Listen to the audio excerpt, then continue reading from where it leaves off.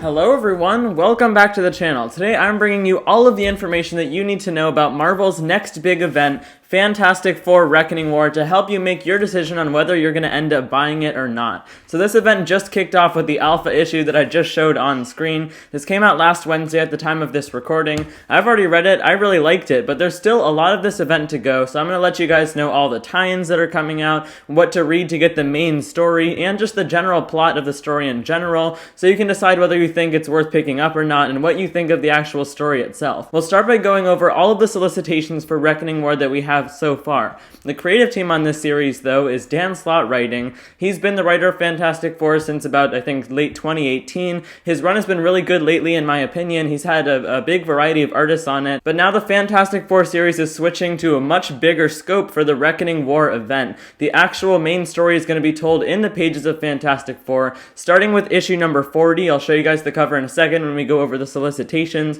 but you got to get this alpha issue to start the entire story off, and then read issue number 40 after that for the second part of Reckoning War. So Dan Slott has been planning this story for 17 years across a lot of different runs over different characters that he's written from his career at Marvel. It all started in She-Hulk, where he introduced the concept of the Reckoning War. She-Hulk is behind it somehow. It might be her fault that this Reckoning War is happening in general. I'll get into a few more details later on what that actually means and what the Reckoning War is, but let's go on and look at the covers that we have solicited so far, which artists are going to be on board those issues that are solicited and whatnot. So the next issue of Reckoning War that we have solicited after that original alpha issue that's already been released is Fantastic Four issue number 40. If you're not getting the Fantastic Four series, you gotta hop on here after reading alpha. There's no types of like prelude issues or anything, or really much of a lead-in, which is kind of interesting. I guess it's been a build-up for Dan Slott's run at Marvel over a lot of different series over a lot of years, but in his actual Fantastic Four run,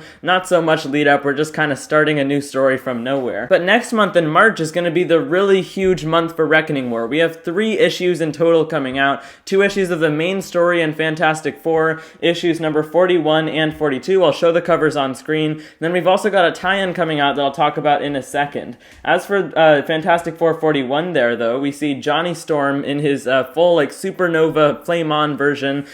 These days, ever since being affected by Doctor Doom sending like cosmic rays at him, now he's flame-on forever. He can't turn his flame off, so he's burning brighter than ever. He has to be contained, but it looks like he's unleashing all of his power against Annihilus. It says the Human Torch is a planet's only hope for surviving Annihilus. The Invisible Woman is missing. Mr. Fantastic, the Thing, She-Hulk, and Jack of Hearts face a foe who is predestined to slay one of them. There's a lot of like predestined type of things going on here. It references back to the First Great War, which is some sort of Marvel historical event that we know nothing about, that's never been chronicled before. So this is going deep into Marvel history, and we've gotten a little bit revealed from the first issue. But then in Fantastic Four issue number 42, we see a cover by Cafu here, and we see the Thing battling Mr. Fantastic. They're going to come to some sort of disagreement. We've gotten this teased, some sort of battle between them in the pages of Fantastic Four for a few months now in Dan Slott's run. But then we also have a tie-in coming out in March.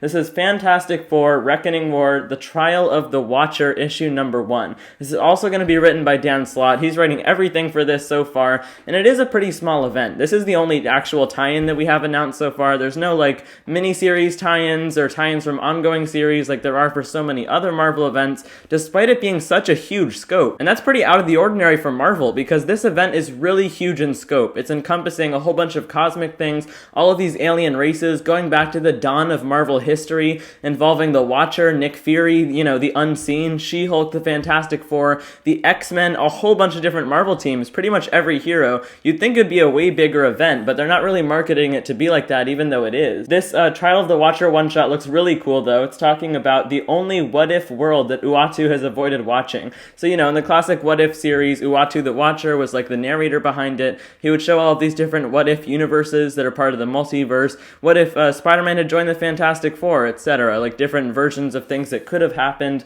This is the one world where something went horribly wrong. He's never shown this one because it's so bad. The only other issue that we have solicited for Fantastic Four Reckoning War so far is in April. We've only got 1 issue of the series coming out that month, no tie-ins or anything. That's Fantastic Four number 43. And on the cover here we see Doctor Doom battling following this character who I'm not familiar with. It looks like he does have some history with the Fantastic Four and the Marvel Universe. This character's name is Cormorant. It says the last time Cormorant appeared, he destroyed the Baxter Building and the Latvian Embassy, completely overpowering the Fantastic Four, and left them without anyone laying a hand on him. We do have many different forces in play, a few different villains in Reckoning War. Now that we've got all the solicitations out of the way, I wanted to talk to you guys a little bit about the basic plot of this. I'm not going to go too far into spoilers, but if you really do want to go into this completely empty-minded, not knowing anything about it, definitely pause the video here, because there's going to be some very light spoilers for the beginning issue that just, sets up the whole event in general. We have art by Carlo Pacheco doing this alpha issue along with Carlos Magno.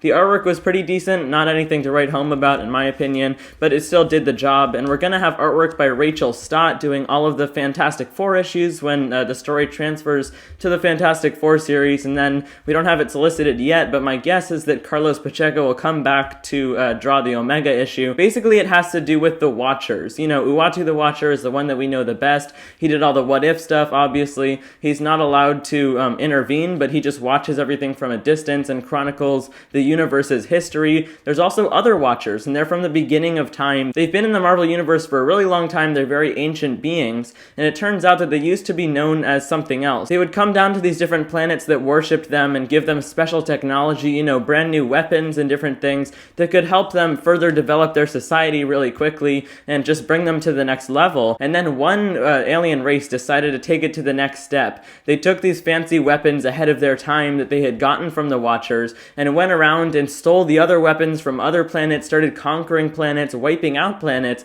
and trying to take over the universe. The Watchers were able to stop this from happening by force fielding 90% of the universe, I think it was. So it turns out this whole time the Marvel Universe has only been at 10%. There's this red force field at the edge of the universe that contains all of the destruction caused by that alien species, and now they're coming through again. That's what's causing Reckoning War. So there's different species, especially this one that started it all, dealing these futuristic weapons to other alien species, and it's coming down to Earth, affecting them, and we see all of Marvel's heroes reacting to this. It was kind of a lot for a first issue of an event, but we still got a lot of Reckoning War to go, and I think it's going to be really cool. I would definitely recommend getting this series. It's up to your judgment, though. I'd say at least try out the alpha issue, and then we'll see how all of those other issues are, the tie-ins and everything. Hopefully you got some great information from this video. Hopefully you'll check out Fantastic Four Reckoning War. I definitely recommend it so far. So if you did get some info from this video, or if you enjoyed it at all, make sure to click that subscribe button down below.